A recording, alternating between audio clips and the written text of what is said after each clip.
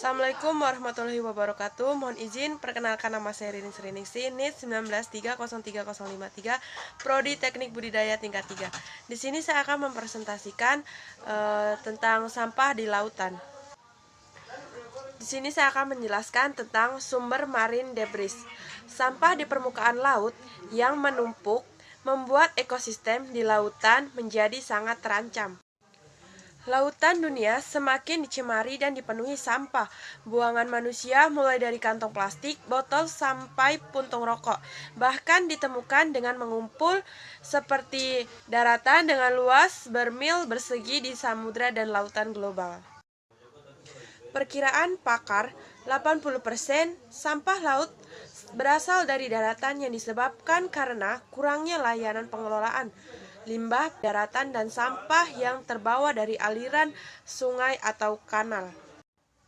Sekitar 70% sampah laut atau yang berat seperti gelas logam dan peralatan lainnya mengendap ke dasar laut, sisanya yang lebih ringan mengampung atau mengambang seperti plastik. Sekitar 70 kg plastik atau kilometer per kubik ditemukan di North Parkship Gift. Rata-rata dunia 1 kg plastik atau kilometer persegi. Bagaimana cara sampah terdistribusi luas di lautan? Untuk wilayah-wilayah laut yang luas dan terbuka dengan pola arus dan turbulensi yang aktif, bahan-bahan pencemar akan terurai dan terbuang ke perairan laut yang lebih luas sehingga dapat meminimalkan konsentrasi akumulasinya dalam suatu bahan perairan. Faktor-faktor yang juga mempengaruhi distribusinya adalah musim, arus pasang surut, gelombang, dan geomorfologi laut. Terkadang keberadaan bahan dalam suatu waktu penumpuk di suatu tempat pada waktu tertentu. Distribusi sampah akibat gelombang sangat jenis terlihat pada musim tertentu karena umumnya gelombang digerakkan oleh faktor eksternal, yaitu angin, sehingga bergerakan sampah yang melayang atau terapung terlihat jelas berpindah. Geomorfologi laut pun akan mempengaruhi distribusi polutan, di mana pada laut dangkal maka bahan pencemar akan lebih mudah terendapkan ke dasar dibandingkan laut dalam akan mengalami berbagai proses sebelum tersimpan di dasar sehingga keberadaan bahan pencemar bisa tidak seperti semula, namun telah berubah baik wujud maupun konsentrasi karena berbagai proses fisika, kimia, dan biologi yang alami. Apa saja dampaknya? 1. Mengganggu pencernaan dan meracuni. Sampah plastik berukuran kecil yang ada di dasar laut dapat termakan oleh hewan-hewan laut. Jika masuk ke perut, sampah plastik ini akan mengganggu pencernaannya. Sampah plastik juga mengandung racun. Kalau termakan, hewan-hewan tersebut bisa saja mengalami keracunan. Hal ini bahkan dapat menyebabkan kematian. Yang kedua, mengganggu mangrove dan terumbu karang. Sampah plastik dapat tersangkut di akar mangrove. Hal ini menyebabkan mangrove tidak bisa bernafas dan mengganggu pertumbuhannya. Begitu juga dengan terumbu karang.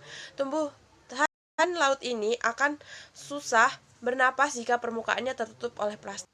Yang ketiga, berbahaya bagi kesehatan manusia. Sampah plastik dapat berbahaya bagi kesehatan manusia lewat rantai makanan. Ketika hewan-hewan laut makan sampah plastik, manusia turut terancam lantaran sebagian makanan dikonsumsi berasal dari laut. Yang keempat, mengurangi populasi fitoplankton.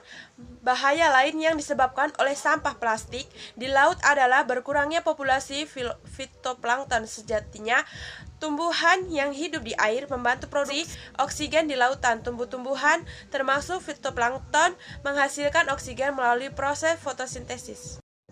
Bagaimana kebijakan pemerintah mengatasi masalah sampah di lautan? Gerakan tersebut dalam rangka membersihkan pesisir pantai dari limbah plastik. Pemerintah ikut berupa menciptakan lingkungan laut bersih dengan menciptakan hukum-hukum. Pencemaran lingkungan sendiri dapat dipahami sebagai tindakan yang merusak lingkungan alam. Tidak banyak orang yang mengetahui sebuah fakta bahwa Indonesia adalah negara kedua di dunia menghasil limbah terbanyak di lautan setelah Cina. Program-program dicetuskan untuk diterapkan di kehidupan sehari-hari seperti mengurangi penggunaan sedotan plastik, membawa kantung belanjaan sendiri ketika sedang berbelanja, mengurangi take away di restoran, membawa botol minum sendiri daripada selalu membeli botol minum plastik. Selanjutnya, aksi solutif mengatasi masalah sampah di lautan.